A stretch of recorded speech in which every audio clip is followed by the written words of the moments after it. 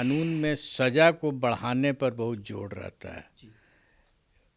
देखा यह जाता है कि सज़ा को बढ़ाने से ही केवल अपराधियों पर असर नहीं पड़ता है। बिहार में जो पेपर लीक होते हैं, चाहे वो पिछले दिनों हम बीपीएससी की बात करें या फिर सिपाही भर्ती परीक्षा की बात करें, कौन है वो किंगपिन जो इस तरीके के धंधों को अपनाते हैं, लाखों बच्चों के जीवन से वो खिलवाड़ कर जाते हैं? ऑब्वियसली ये कोई नीचे के लोग तो नहीं हो सकते हैं। ये सब टाइप का क्राइम पैसे के लिए होता है। जो लोग करते हैं वो धनाढ्य हो जाते हैं, तो उनका जो प्रॉपर्टी है वो कन्फिस्केट हो जाए और वो जल्दी रिलीज़ नहीं हो, भय व्याप्त होना चाहिए। वो मात्र सज़ा बढ़ाने से नहीं होगा। और क्या करना चाहिए जिसमें स्पीड चेंज लाना होगा उसके ट्रायल में, उसके इन्वेस्टिगेशन में। जो मैंने अपने समय में ट्राई किया था क्राइम में, स्पीडी ट्रायल, साइंटिफिक इन्वेस्टिगेशन, ये दो चीज़, ट्रायल तो पहले भी होता था, यही दो चीज़ जो है वो असर लाता है। नमस्कार, आप लाइव स्ट्रीम्स देख रहे हैं। मैं हूं आपके साथ रोहित वर्मा।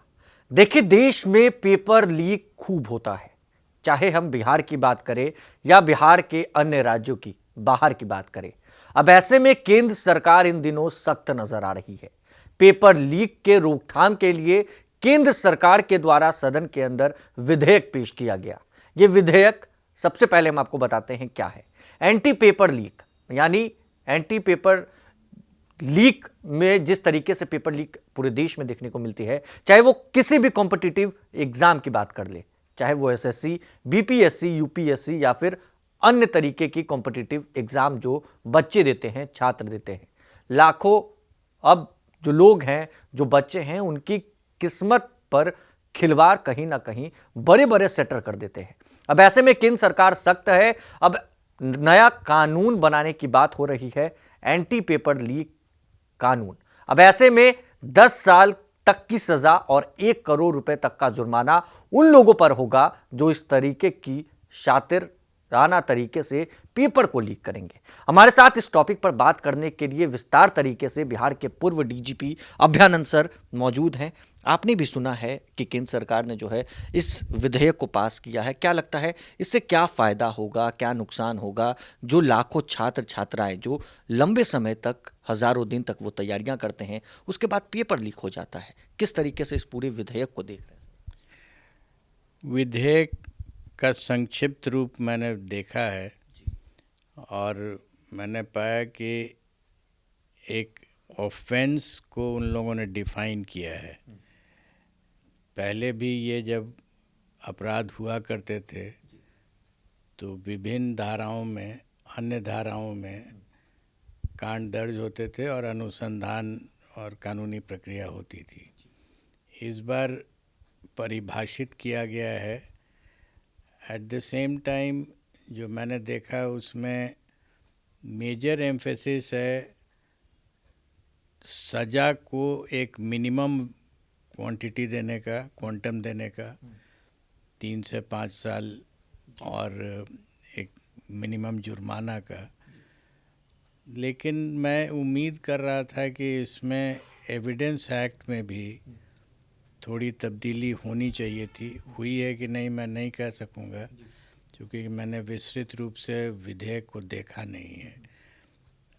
अभी स्थिति ये हो जा रही है कि जब भी समाज में इस तरह की घटनाएं होती हैं और आम हो जाती हैं, तो कानून में सज़ा को बढ़ाने पर बहुत जोर रहता है। देखा यह जाता है कि सज़ा को बढ़ाने से ही केवल अपराधियों पर असर नहीं पड़ता है, और अगर अपराधियों पर असर क्रिएट करना हो तो उसके लिए स्पीडी ट्रायल होना चाहिए, उसका व्यवस्था होनी चाहिए, साइंटिफिक इन्वेस्टिगेशन होना चाहिए। एट द सेम टाइम एक एविडेंस एक्ट का इस तरह का प्रोविजंस आना चाहिए, अमेंडेड प्रोविजन, जिससे कि ओनस ऑफ प्रूफ जो डिफेंस में लेते हैं, ये अक्यूज के ऊपर आ जाना चाहिए। ओनस शिफ्टिंग जब तक हमारे क्रिमिनल जस्टिस सिस्टम में नहीं आएगा तब तक सज़ाएं कम होती रहेंगी।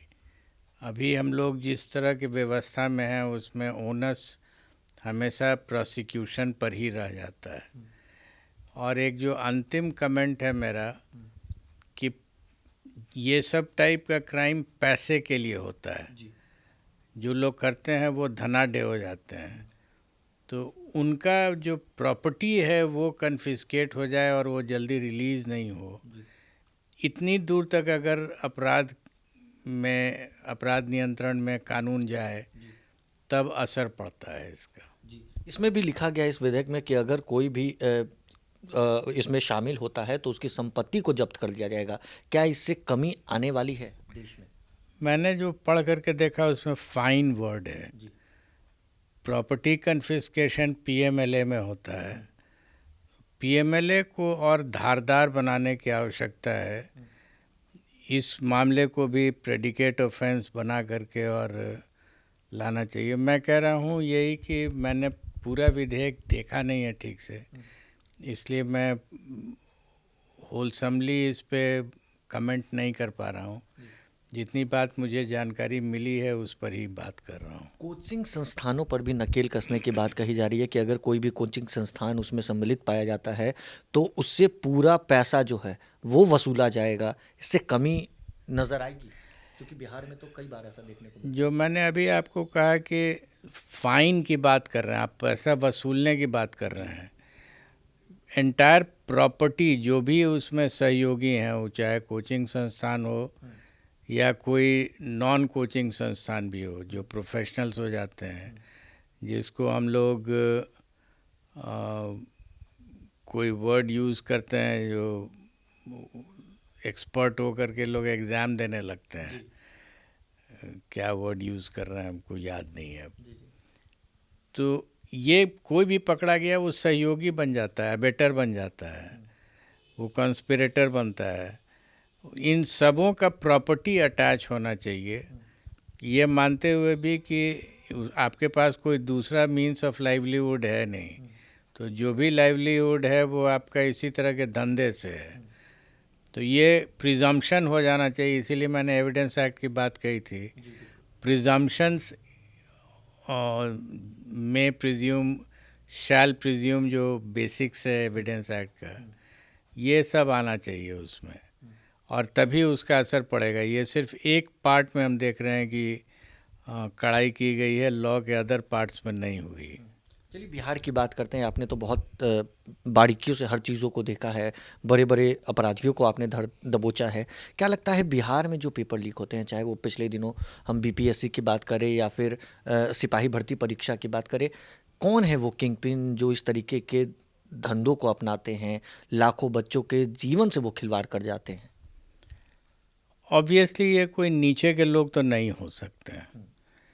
जो भी उस संस्था जिसको सरकार ने ये काम दिया है कराने का, वो संस्था का हेड होगा, तो या तो वो इनकॉम्पिटेंट है या करप्ट है। तीसरा कोई ऑप्शन हो ही नहीं सकता है इसमें। अगर उस संस्था के द्वारा संचालित परीक्षा में बड़े पैमाने पर धांधली हुई है तो दो ही निष्कर्ष निकलेगा कि उस संस्था का जो हेड है वो इनकॉम्पिटेंट है या वो करप्ट है, इन्वॉल्व है उसमें। तीसरा कोई विकल्प है नहीं। तो जो इन्वेस्टिगेटिंग एजेंसी है, ये सब केसेस इन्वेस्टिगेट इसी तरीके से होना चाहिए। और इसको मेरी समझ से अभी जितने भी केसेस हुए हैं उनमें इस एक्ट को यूज़ करके, अगर ये एक्ट पारित हो जाता है तो इस एक्ट को यूज़ करके इसमें ही इन्वेस्टिगेशन होना चाहिए। बच्चों को क्या फ़ायदा होगा, क्या कमी आएगी? उन लोगों में भी डर रहेगा जो लोग इस तरीके के कारनामों को अपनाते हैं, पेपर लीक करते हैं, वो स्कॉलर्स जो किसी और के बदले जाकर एग्ज़ाम में बैठ जाते हैं, उनमें भी अब डर पैदा होगा पुलिस का और सरकार का। डर पैदा करने के लिए मात्र सज़ा को बढ़ा देना ही यथेष्ट नहीं है। मैंने अपने रिप्लाईज में आपको कहा है कि इसके जो प्रोसीजरल एस्पेक्ट हैं, इसके जो एविडेंस एक्ट के एस्पेक्ट्स हैं, उन सबों में चेंजेस करना पड़ेगा। और वो चेंजेस मैंने इंडिकेट किया आपको कि कैसे किया जाएगा। तो ये पैदा ज़रूर करेगा डर, प्रोवाइडेड कि कानून के हर पहलू को इम्प्रूव कर दिया जाए। बिहार की बात करते हैं। बिहार में कई ऐसे पेपर लीक कांड हुए जिसमें जो बड़े बड़े किंगपिन, जिसको हम कहते हैं, किंगपिन हाथ नहीं लगते हैं, नीचे नीचे छोटी मछलियां हाथ लग जाती है। चूक कहाँ पर हो रही है अभ्यानंद सर? कहाँ पर पुलिस जो है वो पीछे रह जा रही है कि बड़े बड़े जो किंगपिन, बड़े बड़े साठगांठों के साथ वो लोग बैठकर पूरे कांडों को जो है बहुत सुनियोजित तरीके से दे देते हैं और पकड़ाते नहीं? जो इन्वेस्टिगेटिंग एजेंसी है उसका जो हेड है, ये उसका कर्म होता है, उसका दायित्व होता है कि वो इस लेवल पर जा कर के ऑपरेट करे और एविडेंस को कलेक्ट कर सके। ये अगर पकड़ना है तो आपके पास लीड मिलता है, उस लीड को फॉलो कीजिए। अगर आप लीड्स को ड्रॉप कर दीजिएगा, सेटिस्फाइड हो जाइएगा छोटे छोटे लोगों को पकड़ करके, तो बात तो आगे बढ़ेगी नहीं। ये कानून बिहार में भी अगर बन जाता है तो बिहार में भी कमी आ जाएगी? बिहार में लागू होगा, बट कमी आने के लिए जो मैंने आपको कहा कि उसमें जो भय व्याप्त होना चाहिए, वो मात्र सज़ा बढ़ाने से नहीं होगा। और क्या करना चाहिए जिसमें?